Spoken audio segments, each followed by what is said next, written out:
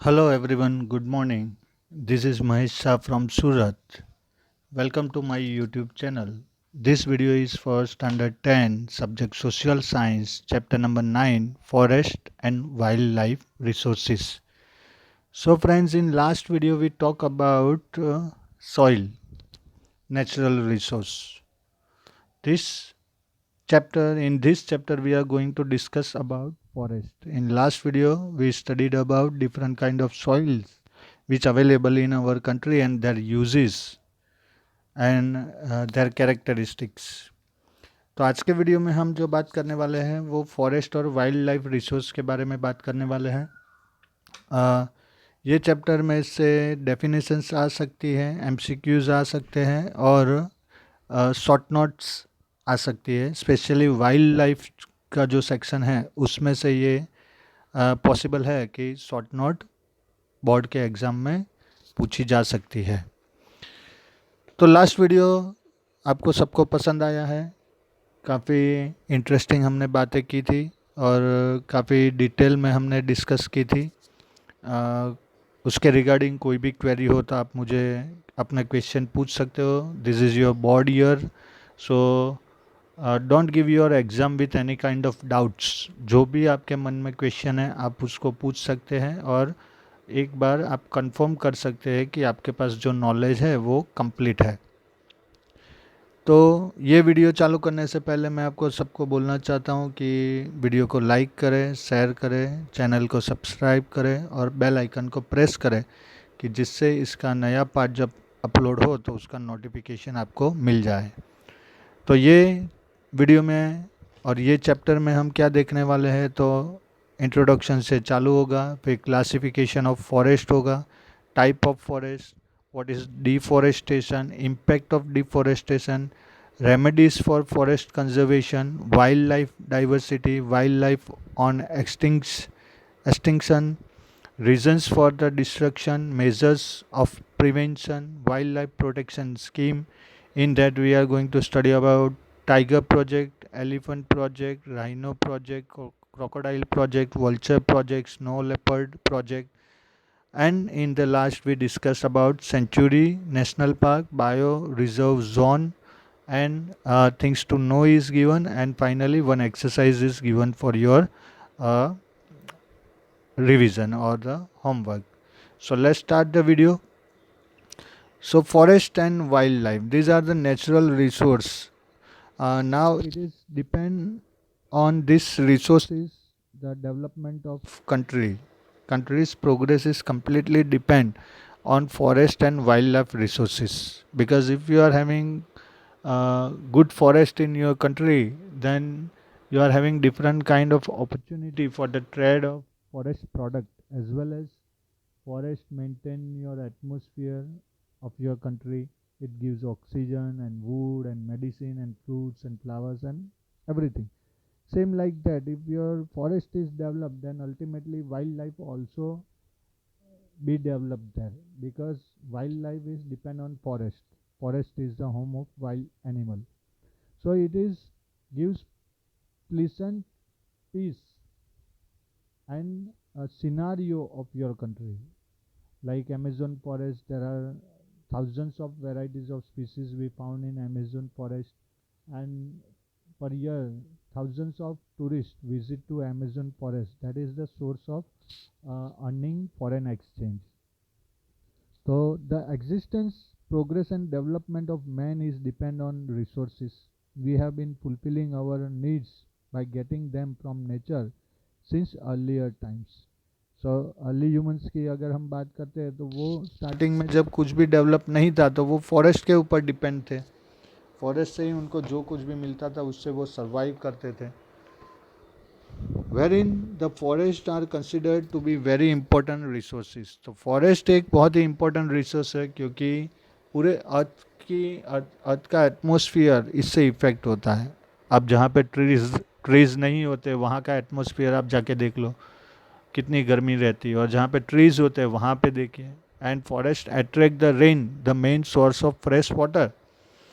General meaning of forest is the accumulation of trees, scrubs and heaps of grass. तो ये general meaning है forest का। Forest यानी जहाँ पे बहुत सारे ट्रीज़ हो, बहुत सारी झाड़ियाँ हो, बहुत सारा ग्रास हो।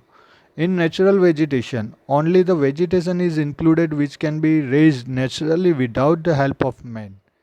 तो यहाँ पे ह्यूमन इंटरफेरेंस नहीं है, नेचुरली ये ग्रो होता है। This is called virgin vegetation, उसको वर्जिन वेजिटेशन बोलते हैं। Now such vegetation in India is available only in Himalayas. तो ये हिमालय का फोटो है, आप देख सकते हैं पीछे हिमालय है। सुंदरवन, तो ये सुंदरवन डेल्टा का फोटो है। And remote areas of Thar desert, तो ये थार डेजर्ट का सैटेलाइट पिक्चर है, जहाँ पे जो ग्रीनरी दिख रही है वो थोड़ी वेजिटेशन दिखा रही है। तो हमें यहाँ पे इंडिया के बारे में बात करनी है, इंडिया के फॉरेस्ट और वाइल्ड लाइफ के बारे में बात करनी है। तो पहले चालू करते हैं क्लासिफिकेशन ऑफ फॉरेस्ट से। तो आप यहाँ पे देख सकते हैं इंडिया के मैप में कि कितने अलग अलग टाइप के फॉरेस्ट है।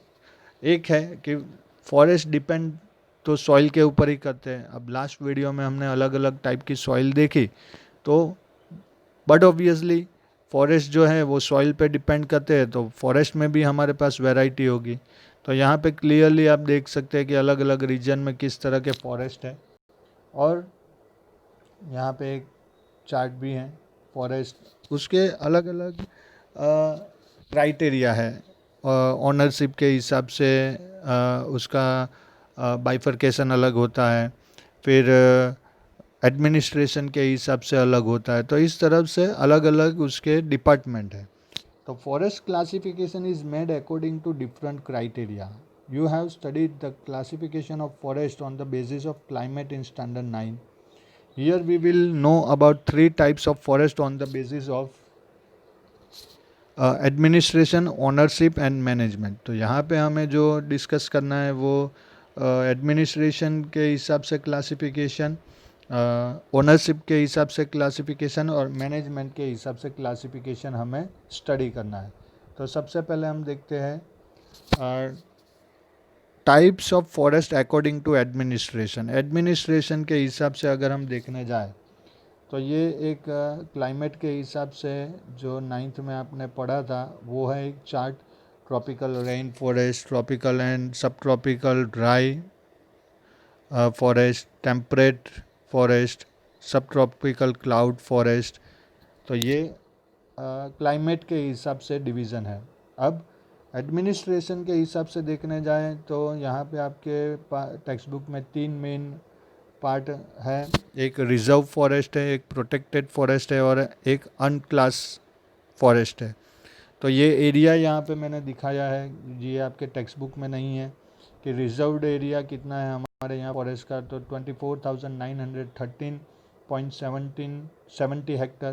प्रोटेक्टेड फॉरेस्ट है 1,16,140.52 हेक्टर एंड अनक्लास फॉरेस्ट है 979.94 हेक्टर। तो ये डेटास जो है वो आप आपके एग्ज़ाम में अगर आप डिस्क्राइब करते हो तो ऑटोमेटिकली आपके आंसर्स का वैल्यू बढ़ जाता है और उसका जो मार्किंग है वो बढ़ जाता है। अंडर इंडियन फॉरेस्ट एक्ट के अंडर में जो आता है एरिया वो है 1160.68 Hector. Area enclose 4 and 5 of PLPA 900, ये एक गवर्नमेंट का लॉ है, उसमें 29,682.23 हेक्टर एरिया आता है। और अदर अगर हम देखें तो 3,100.6। तो टोटल इंडिया का जो एरिया है वो 1,75,879 हेक्टर है जो हमारे इंडिया में फॉरेस्ट है। तो फर्स्ट है reserve forest. Such forest are under the control of government directly, जो डायरेक्ट गवर्नमेंट के कंट्रोल में आता है। Here there is restriction on lumbering, collection of wood और फॉर पास्चरिंग। तो यहाँ पे कम्प्लीटली बैंड होता है, कोई भी पर्सन यहाँ पे गवर्नमेंट के परमिशन के बिना कोई भी एक्टिविटी नहीं करता है। सेकंड है प्रोटेक्टेड फॉरेस्ट। तो प्रोटेक्टेड फॉरेस्ट क्या है, तो यहाँ पे है A protected forest is a forest with some amount of legal or constitutional protection, or where the habitat and resident species are legally accorded protection from further depletion. Protected forests of India were introduced in the India Forest Act 1927 in British India and were retained after Indian independence. The 17% if it if forests that are not included in the categories of reserved or protected forests are called unclassified forest. तो यहाँ पे unclassified भी आ गया. तो protected forest जहाँ पे this forest are looking for uh,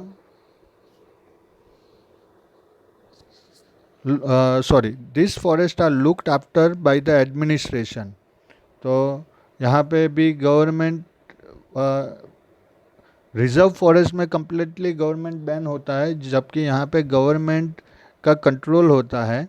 local people are permitted to collect the wood and to graze their animal without causing any harm to the trees. तो वो जो एरिया में होते हैं वहाँ के जो लोग होते हैं उनको परमिशन होती है कि वहाँ पे वो कोई भी ट्रीज़ को हार्म किए बिना लकड़ियाँ इकट्ठा कर सकते हैं, अपने जो एनिमल्स हैं उनको ग्रेजिंग करवा सकते हैं, उसकी परमिशन होती है. जबकि रिजर्व फॉरेस्ट में तो वुड को कट करना यानी लंबरिंग, कलेक्शन ऑफ वुड को इकट्ठा करना और एनिमल ग्रेजिंग ये कम्प्लीटली बैंड होता है. और थर्ड है unclassified forest. This forest are still not classified. There is no restriction on tree felling और एनिमल ग्रेजिंग. तो यहाँ पे कोई भी क्लासिफिकेशन नहीं है, इसके बारे में कुछ पता नहीं है, यहाँ पे गवर्नमेंट का कोई कंट्रोल नहीं है, ये ओपन है. यहाँ पे ट्रीज़ को कट करने या एनिमल ग्रेजिंग के ऊपर कोई भी रिस्ट्रिक्शन नहीं होता है. तो ये है क्लासिफाइड फॉरेस्ट. अब अगर हम और क्लासिफिकेशन को आगे ले जाए तो एक आता है classification of forest according to ownership, administration and management. तो एडमिनिस्ट्रेशन तो हमने देख लिया, अब मैनेजमेंट और ओनरशिप यहाँ पे है.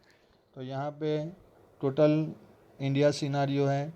तो अनक्लासिफाइड फॉरेस्ट जो है वो 17% है, आप यहाँ पे देख सकते हैं ये. फिर प्रोटेक्टेड फॉरेस्ट 28% है, तो वो ये रेड वाला जो जोन है वो है. और रिजर्व फॉरेस्ट जो है वो हमारे पास 55% है, ये वाला एरिया. तो आप यहाँ पे क्लियरली देख सकते हो कि गवर्नमेंट ऑफ इंडिया किस तरह से वर्क करती है. अब उसको आप मैप में देखना चाहो तो भी यहाँ पे है आपके पास, आप मैप में देख सकते हो. यहाँ पे की में पूरा एरिया दिखाया है कि कौन से स्टेट में कितना एरिया है फॉरेस्ट का. तो मध्य प्रदेश में 77,462 किलोमीटर है, अरुणाचल प्रदेश में 67,000, छत्तीसगढ़ में 55,000, महाराष्ट्र में 50,000, उड़ीसा 50,000, कर्नाटका में 36,000, आसाम में 27,000, तमिलनाडु में 26,000, आंध्र प्रदेश में 24,000 और उत्तराखंड में 24,000 किलोमीटर का जो एरिया है वो फॉरेस्ट से कवर है. So the forest of India are classified into three types of the basics of ownership, administration and management aspects. सबसे पहले आता है स्टेट फॉरेस्ट, जो ये हमने अभी देखा, ये सब स्टेट फॉरेस्ट है कि ये स्टेट के कंट्रोल में आते हैं. सेंट्रल और state government controls such forest. Most of the forest of the country fall under this category. Second है कम्युनल फॉरेस्ट. तो कम्युनल फॉरेस्ट में जहाँ कोई पर्टिकुलर कम्युनिटी का कंट्रोल होता है. Community forest manage in accordance with one panchayat act in a hybrid of state ownership and community responsibility. In its efforts to manage and control community forest use, forest committees are guided by Revenue Department rules and by the technical advice of the Forest Department. And access and use of forest is guided by the rules elaborately designed and implemented by the communities. तो यहाँ पे local self government institution जैसे gram panchayat, municipality corporation, district panchayat, उनका control होता है, have control over such forest is. तो ये communal forest है.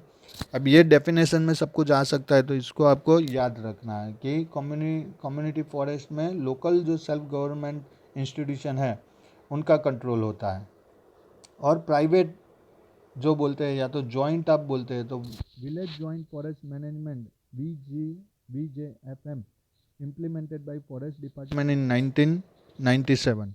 Such a forest is owned by an individual. Such forests are found more in Odisha, Meghalaya, Punjab and Himachal Pradesh, जहाँ पे कोई उसका एक ऑनर होता है या तो फिर जॉइंट सेक्टर में वर्क करते हैं. Some of this forest are in haphazard condition और some of them are totally barren. तो यहाँ पे जहाँ पे प्राइवेट ओनरशिप है उन वो वाले फॉरेस्ट जो है, जैसे किसी की मिलकत हो, किसी की प्रॉपर्टी हो, उनके पुरखों की कमाई हुई, और वहाँ पे सिचुएशन इतनी ख़राब है कि कुछ तो बैरन हो गए फॉरेस्ट और कुछ की हालत बहुत ही नाजुक है. तो ये है classification of forest according to ownership, administration and management. अब हमें डिफॉरेस्टेशन. तो डिफॉरेस्टेशन क्या है, तो आप यहाँ पे देखिए ट्रीज़ को कट करना, ये डिफॉरेस्टेशन की पिक्चर है. कंटिन्यूस अपने सेल्फिशनेस की वजह से ट्रीज़ को हार्म करना, उनको कट करना, हमारी नीड्स को कंट्रोल करना, पूरा करना, फुलफ़िल करने के लिए जो ट्रीज़ कट करते हैं उसको डिफॉरेस्टेशन बोलते हैं. यहाँ पे डेफिनेशन है, डिफॉरेस्टेशन इज द फुल और large scale removal of a forest और एरिया और trees in order to clear land for human development. Deforestation is the direct or indirect human induced conversion of forested land to non forested land. तो इसका main reason है population, कि population इस तरह से increase हो रही है कि लोगों के लिए रहने के लिए जगह, एग्रीकल्चर के लिए प्लेसेस ढूंढने के लिए ऐसे फॉरेस्ट को कंटिन्यूसली कट किया जाता है. तो deforestation means the destruction of forest. This is not a problem of our country alone, but is one of the global problems. It can be said that it is a result of the progress of man. Trees are destroyed naturally, however, it is negligible compared to the loss inflicted by human interferences. तो trees अगर naturally destroy होते हैं वो अलग बात है, और जो ह्यूमन इंटरफ्रेंसेस की वजह से जो डिस्ट्रॉय होते हैं उसका जो रिज़ल्ट है वो बहुत ही डेंजरियस है. और हम फेस कर भी रहे हैं कि भाई आज का temperature day by day increase हो रहा है, कार्बन डाइऑक्साइड इंक्रीज़ हो रहा है, बहुत सारे और क्लाइमेटिक प्रॉब्लम हम फेस कर रहे हैं. ड्राई रीजन में स्नोफॉल हो रहा है, स्नोफॉल एरिया में फ्लड आ रहा है. तो ये सब जो कुछ भी अर्थ का एटमॉस्फेयर चेंज हुआ है उसका रीज़न यही है, डिफॉरेस्टेशन. अब डिफॉरेस्टेशन की इम्पैक्ट क्या है वो देखते हैं हम एक बार. तो ये देखिए, ये सपोज लंग्स है, तो फॉरेस्ट जो है वो हमारे अर्थ का लंग्स है. अगर आप उसको डिस्ट्रॉय करोगे तो आपकी रेस्पिरेटरी सिस्टम, आपकी ब्रीदिंग सिस्टम पूरी डैमेज हो जाएगी और आप मर जाओगे. तो यहाँ पे ये फ़ोटो से एक मैसेज ये आ रहा है. दूसरा, हाई इवापोरेशन, कूल वेट, और यहाँ पे ड्रायर हो जाता है. जहाँ पे फॉरेस्ट नहीं है वहाँ पे रेन भी नहीं है. इफ़ेक्ट ऑफ डिफॉरेस्टेशन, तो सॉइल इरोजन होता है, disruption of the water cycle, क्योंकि वाटर साइकिल एक सिस्टम है जिससे हमें फ्रेश वाटर मिलता रहता है. ओशन का वाटर जो है इवापोरेट होके क्लाउड बनता है, फिर रेन आता है, फिर वही वाटर वापस ओशन में जाता है. तो ये साइकिल है. अब जब फॉरेस्ट नहीं रहेंगे तो रेन अट्रैक्ट होगा नहीं और पूरा रीजन ड्राई हो जाएगा. सेकंड है लॉस ऑफ बायोडाइवर्सिटी. तो फॉरेस्ट के ऊपर डिपेंड जो भी बायोडाइवर्सिटी है वो भी ख़त्म हो जाएगी. Flooding and drought and expansion of desert reason.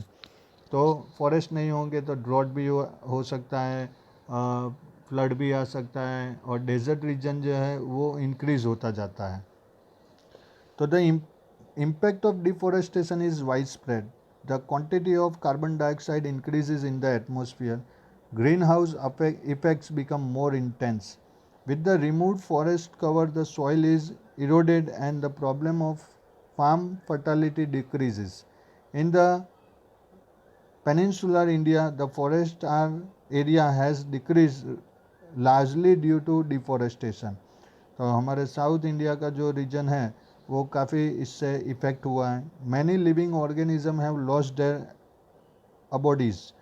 As a result the wild animals approach urban area. यहाँ पे हम कभी कभी देखते हैं कि कोई गांव में कोई वाइल्ड एनिमल आके अटैक करता है. तो इसका रीज़न ही यही है कि अब जब आप उसका नेचुरल हैबिटेट छीन लोगे तो वो कहाँ जाएगा.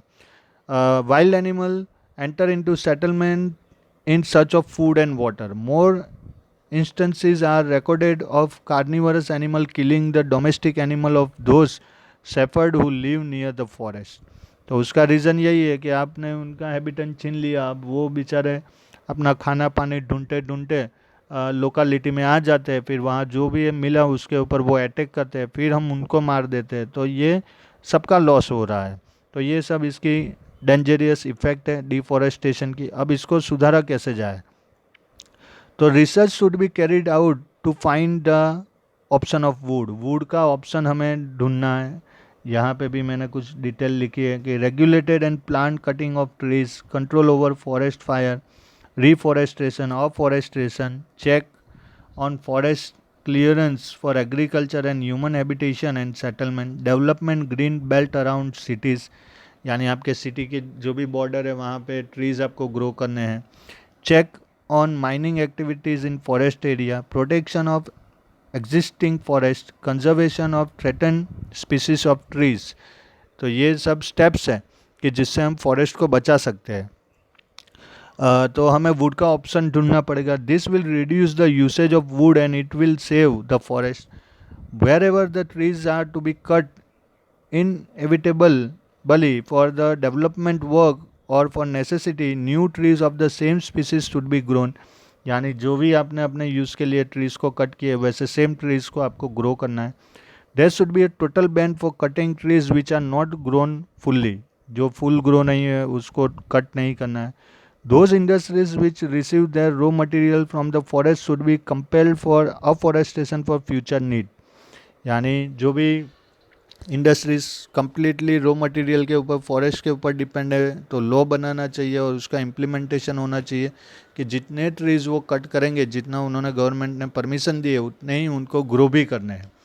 अगर नहीं किया तो उनका licence cancel. Under the name of eco tourism the forest cover should not be damage and should be strictly controlled.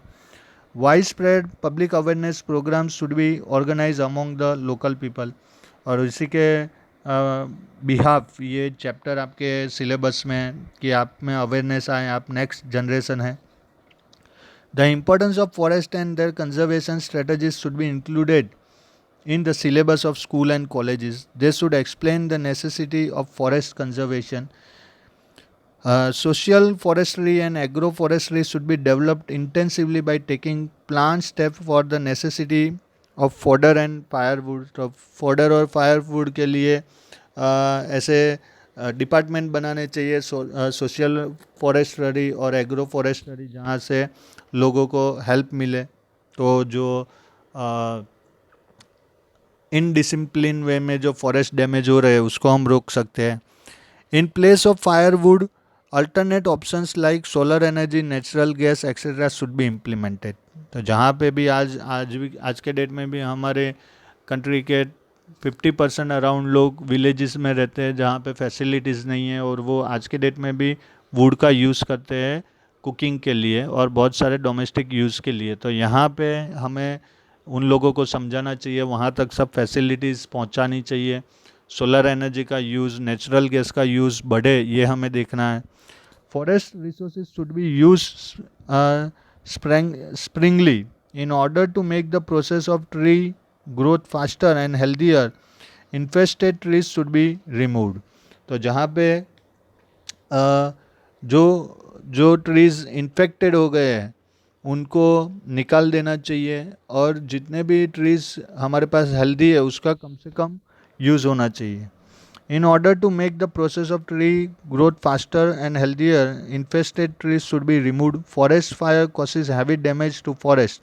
A separate system और a force at national level should be created for dousing the fire. तो जब forest fire होता है तो उसको रोकना हमारी responsibility है। इसके लिए नेशनल लेवल पे एक अलग से डिपार्टमेंट होना चाहिए, एक अलग से फोर्स होनी चाहिए।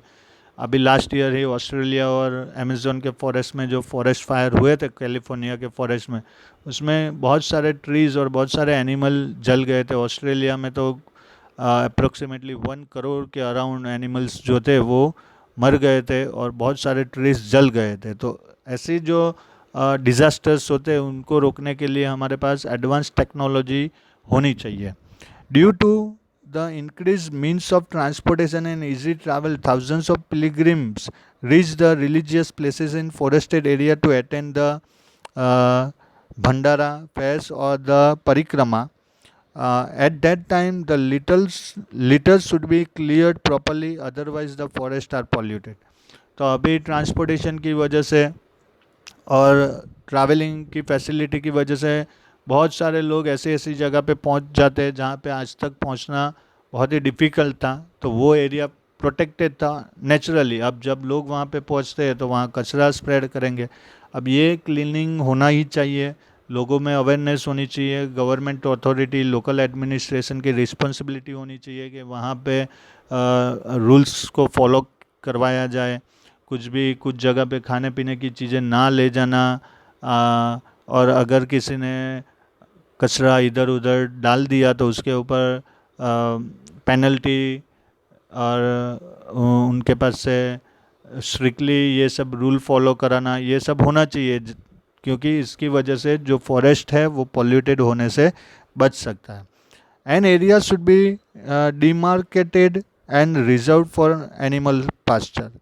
तो एनिमल पास्चर के लिए अलग से एरिया डिक्लेयर कर देने चाहिए कि जहाँ पे एनिमल पास्चरिंग अलाउड हो, नहीं कि फॉरेस्ट में कहीं भी हो। क्योंकि जब एनिमल ग्रास को खाते हैं तो उसके साथ वो रूट जब बाहर आते हैं तो सॉइल पार्टिकल लूज हो जाते हैं और सॉइल इरोजन का खतरा रहता है। तो इसकी वजह से ये भी एक नेसेसिटी है कि इसके ऊपर भी ध्यान दिया जाए। इसके अलावा अगर हम बात करें तो desertification, soil degradation and soil erosion, loss of vegetation cover, destruction of natural habitat and loss of wildlife, तो ये सब डिफॉरेस्टेशन की वजह से हमें फेस करना पड़ता है। और ये सब स्टेप्स है कि जिसकी वजह से हम डिफॉरेस्टेशन को रोक सकते हैं। तो यहाँ पे हमारा फॉरेस्ट वाला जो सेक्शन है वो ख़त्म हो रहा है। नेक्स्ट वीडियो में हम जो बात करने वाले हैं वो वाइल्ड लाइफ के बारे में बात करने वाले हैं और अलग अलग गवर्नमेंट स्कीम के बारे में बात करने वाले हैं। अब यहाँ तक आपको कोई भी डाउट हो या कोई भी क्वेश्चन हो तो आप मुझे टेक्स्ट करके कभी भी पूछ सकते हैं। और जैसे मैंने बोला, आपको वीडियो को लाइक करना है, चैनल को सब्सक्राइब करना है और बेल आइकन को प्रेस करना है, जिससे नया वीडियो जब अपलोड होगा तो उसका नोटिफिकेशन आपको मिल जाएगा। आई होप कि यहाँ तक जो भी हमने डिस्कस किया है वो आपको समझ में आ गया होगा। अगर कोई भी डाउट हो आपको इसके रिगार्डिंग तो आप मुझे टेक्स्ट करके पूछ सकते हैं। Till then stay home, stay safe, God bless you, thank you very much.